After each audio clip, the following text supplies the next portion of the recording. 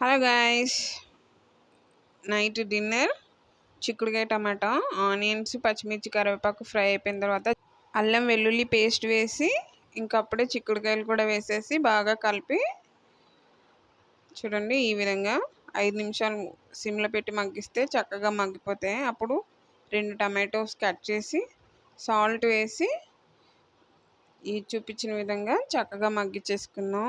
5 minutes సిమ్లో. చూసారా, చక్కగా మగ్గిపోయినాయి.